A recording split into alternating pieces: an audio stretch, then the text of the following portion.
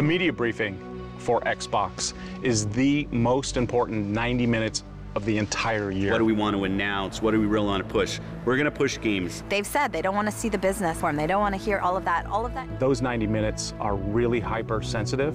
What's being shown is debated and practiced and rehearsed many, many times. There's something tangible about covering live events. The stress levels, the anxiety, the pain, the risks. You know, I don't think I've ever been involved in something anywhere else that's so all hands on deck, right? Like so many teams are pushing towards the same thing. Do you wait? You can't because the clock's ticking. Do you stick your neck out? Do you take big risks and do what you got to do? And that's kind of what we had to do. We know that this E3 is really important for us. People are looking for, okay, what is this change in Xbox? What does it mean to have a head of Xbox that's really focused on games? It's really game. Not a lot of executive middle management up on stage. Let's make sure we have creators up there. We've got great games that we're showing. The biggest change that we've made, I think, for E3 this year is really putting the fans at the center of everything that we do. They are the front lines of the passion that comes with Xbox. I want to make sure that when we're there, where the fans hear us, they understand why we're there and what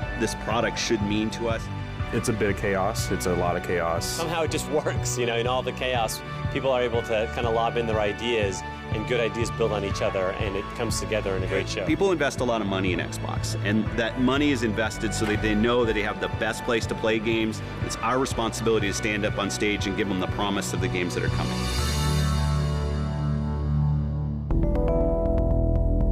Every change that has been made has been changed. Every plan has been changed.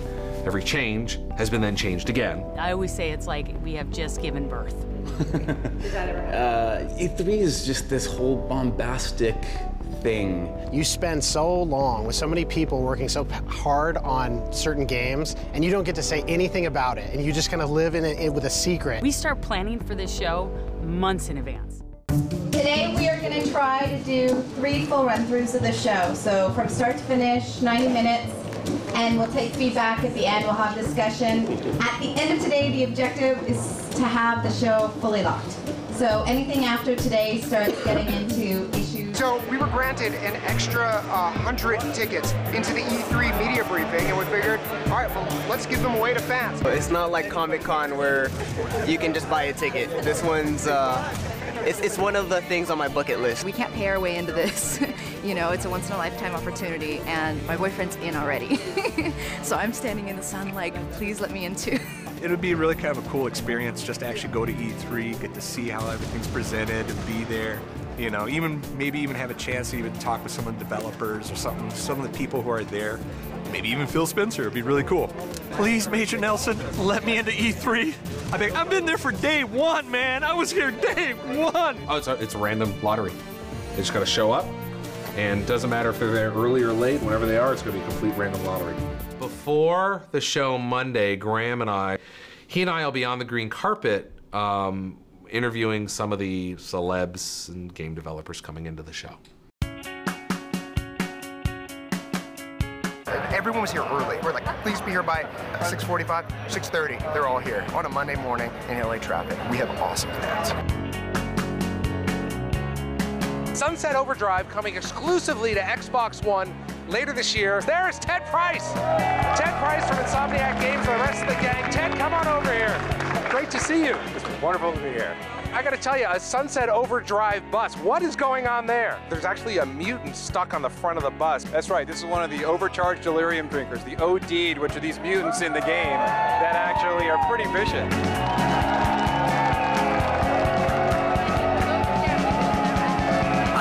Words can't even express the best feeling in the world. It's Christmas morning all over again. It's this massive, one of the biggest screens we've ever had. I mean, and it's got these things that slide in on the side. There's these panels that are up, these LED panels on the floor. It's overwhelming.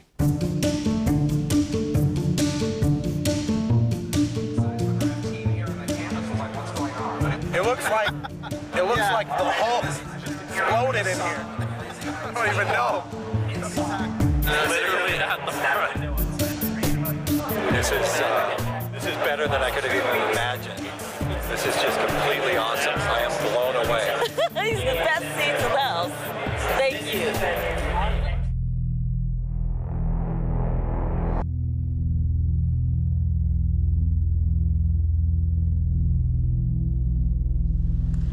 You are shaping the future of Xbox, and we are better for it. We're dedicating our entire briefing to games.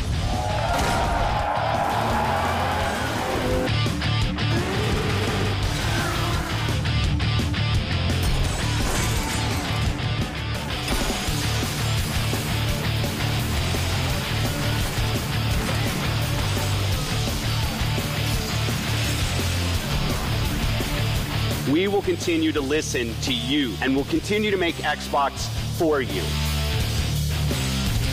That's the commitment of the entire Xbox team.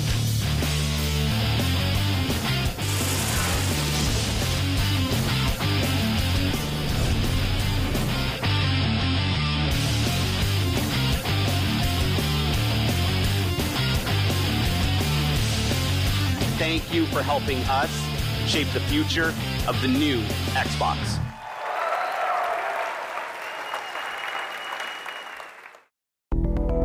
Starting a month ago, like, how do we plan on doing this? How do we plan on adding this stuff to rehearsal time? Essentially, the rehearsal schedule for E3 press briefing was already packed. And then we threw on top of it doing this live Q&A, extra 30 to 40 minute show. It's a huge ask of the production companies. Each of the execs on stage will have Bonnie Ross, we'll have Chris Charla, we'll have Ted Price from Insomniac, we'll have Phil and Yusuf. Normally, when the press conference is done, they go off and they speak to, like, the BBC and CNN and all these, like, major media outlets. They're taking time away from that and giving that straight to the fans. And it's a conversation. That's the whole point of it. We want to know, we want to hear from the fans. It's important, and it's a chance for them, after they see the media briefing, to ask us questions. What did we not talk about?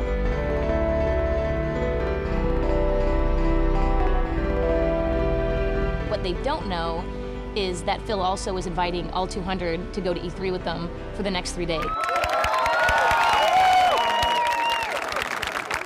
Phil was talking, he was talking about how he appreciated all of us being there, and to really show that off, he decided he was going to give everyone passes. So we're going to E3. We're all going all the to fans, E3. The people who like Xbox, we're going. It's gonna be epic. My mind blinked. All I blacked the games.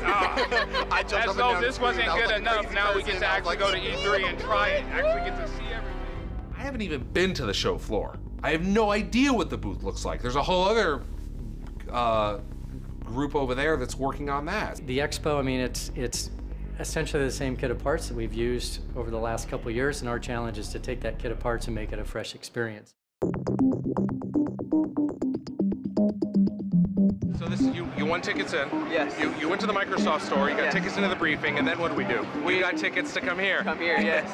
That's yes. right. So you've never been to the show before. No. What is your impression of? I mean, this is the first day. Almost frankly, the first hour. What do you think? I am overwhelmed, and your tip from yesterday was to take everything in. Right. That's what I'm trying to do.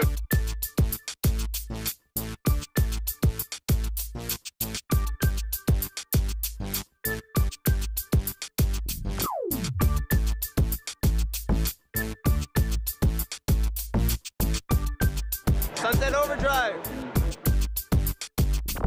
There's just so much going on. There's so many different games, demos. Anybody who tries to mess with me, not happening. I got these two guys with me right here.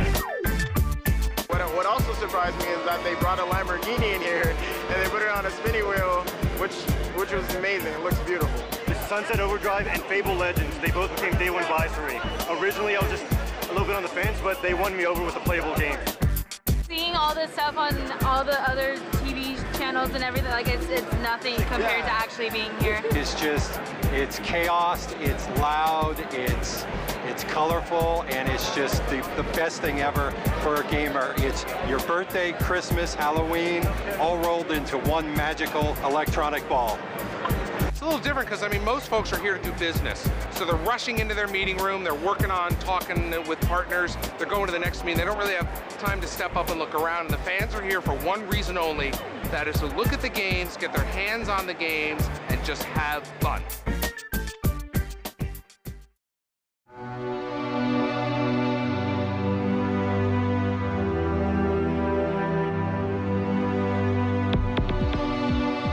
Everyone gets to experience something like this. They did it right this year. They did it right this year. What you're seeing is you're seeing the show come together. It's just the show being created. It's like the nucleuses and all the protozoa. They're all coming together, and they're gonna rise up, and they're gonna become this E3 show.